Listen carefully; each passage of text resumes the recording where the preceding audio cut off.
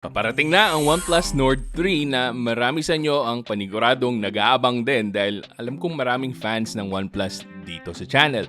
Pero dapat nyo alamin na itong OnePlus Nord 3 ay rebranded lang na OnePlus Ace 2V with a slight change. And yung slight change na yan ang aalamin natin dahil kung gusto nyo panoorin yung full review ko for the OnePlus Nord 3, it's already here. So OnePlus Ace 2V, it's gonna be the same thing except for the one thing na binago nila dito sa phone na to. Pero syempre, bibigyan ko pa rin kayo ng brief overview kung sakali lang na tinatamad pa kayong panoorin yung full review ko ng OnePlus Ace 2V, which is again the same as the OnePlus Nord 3. So let's go, pag-usapan na natin ang OnePlus Nord 3. So let's start with the performance with the MediaTek Dimensity 9000 na chipset. Isa to sa mga malakas na phones na maaasahan nyo. Pero mamaya ibabahagi ko sa inyo yung presyo nito na baka mapataas yung kilay nyo. But at the same time, para sa marunong talaga sa specs, alam nyo naman yung kakayahan ng Dimensity 9000. This is a flagship chipset from MediaTek. Pero kung meron kayong dapat malaman tungkol sa MediaTek Dimensity 9000 na in-equip nila dito sa OnePlus Nord 3, it's the fact na medyo mas mahina ito compared sa other MediaTek Dimensity 9000 na nasubukan ko. So usually kasi umaabot ng 950,000 ang Tutu benchmark points yung Dimensity 9000 series.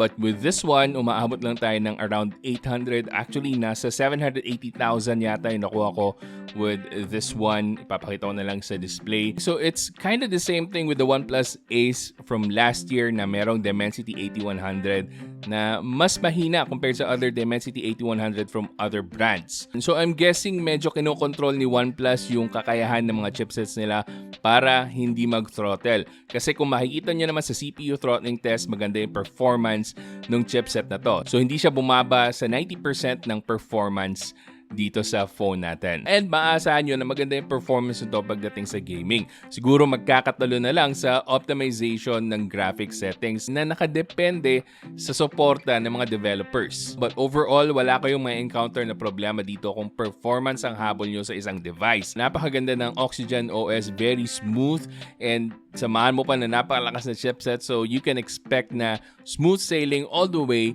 yung performance ito kung casual use or whether you're gaming on this device. Isa pala sa improvements ng OnePlus Nord 3 over the OnePlus Ace 2V is that meron na tong global version, and that means meron na tayong Widevine Level 1 and activated yung Full HD resolution sa Netflix, and meron din tayong HDR10 na capability dito sa device na to. So that is a good thing. So para sa mga hindi bumili ng OnePlus Ace 2V dahil nga gusto nila na naka-Widevine Level 1 sana, mas bagay sa inyo itong OnePlus Nord 3. So ma-enjoy nyo talaga manood ng mga movies dito or kahit yung YouTube videos lang dahil meron tong 120Hz na AMOLED display. Pero aside from those guys, ang pinaka-importante na pagbabago dito is yung camera niya. So now we finally have a Sony IMX890 na image sensor dito. So yung OnePlus Ace 2V, kung makikita nyo, again guys, I suggest na panoorin nyo yung full review ko nun kasi malalaman nyo talaga yung overall performance nitong phone na to ng OnePlus Nord 3 pag napanood nyo yun. But anyway, yung OnePlus Ace 2V kasi yung ginagamit ng sensor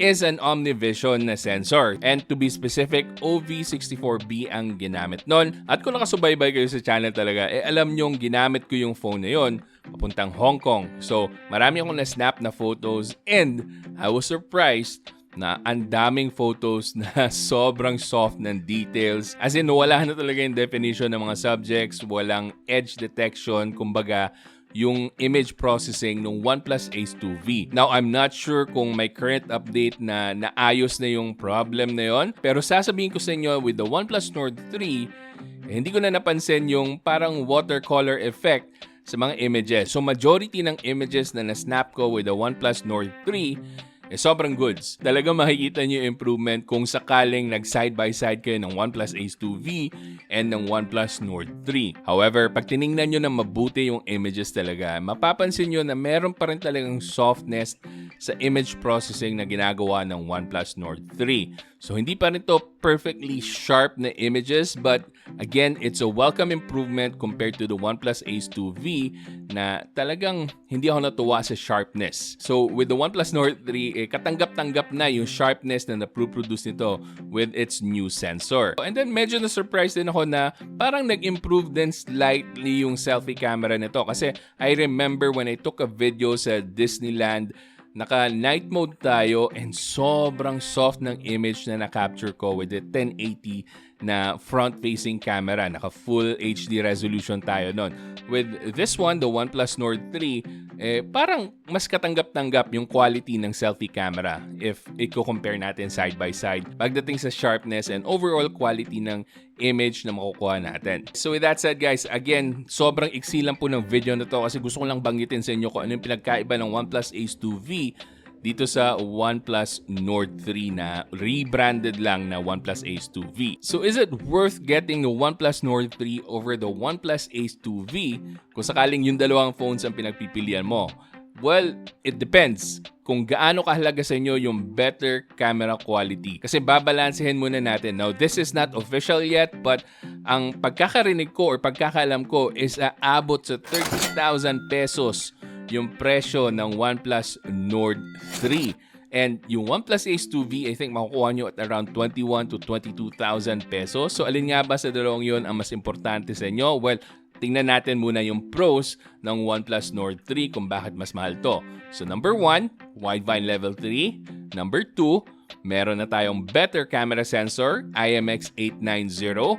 And number 3, meron tayong local warranty. So yung tatlong yun, sabihin natin nagdagdag ka ng around 9 to 8,000 pesos para makuha mo yung pros na nandito sa OnePlus Nord 3 over the cheaper na OnePlus Ace 2V. Kung tatanungin nyo ako for peace of mind, for the wideband level 3, and for the better camera overall, sa tingin ko, okay naman yung idadagdag mo over the OnePlus Ace 2V. Panatag yung loob mo na pag nagkaroon ng aberya, pwede mong ipaayos dito sa Pilipinas. Hindi ka na ma-hassle pa na i-ship back to Hong Kong or China kung saan mo man nabili yung OnePlus Ace 2V mo. And also, there's a risk na maging region-locked yung OnePlus Ace 2V. So, baka kailangan nyo pang i-unlock or magkaroon kayo ng extra aberya just in case. So, para sa akin, para sa kapanatagan ng loob nyo, this is a better option kung OnePlus talaga ang habol nyo na device. But this is gonna be a tough battle kung naghahanap kayo ng phone at the 30,000 peso price range. Kasi nandyan yung Realme GT Neo 5, nandyan yung Poco F5 Pro na merong Snapdragon 8 Plus Gen 1. So parehong devices naka 8 Plus Gen 1 versus the Dimensity 9000 nitong OnePlus. Alin ba sa dalawang chipsets na yon ang mas okay or mas solid yung performance? Para sa akin, mas okay yung 8 Plus Gen 1 pagdating sa overall performance. Pero ang pinakamalaking advantage ng OnePlus Nord 3 over the Poco F5 Pro and the Realme GT Neo 5 is that mas maganda talaga yung UI ng Oxygen OS. So there is a huge case na for overall specs ay mas okay yung GT Neo 5 or Poco F5 Pro, pero pagdating sa UI, pagdating sa smoothness ng user interface ng OnePlus phones, mas pipiliin ko pa rin yun. So depende lang talaga kung ano yung priority nyo. Pero kung ako lang, kung merong global version ng Realme GT Neo 5, yung GT3, and dumating dito sa Pilipinas yon, mas pipiliin ko yon over the OnePlus Nord 3 or the Poco F5 Pro.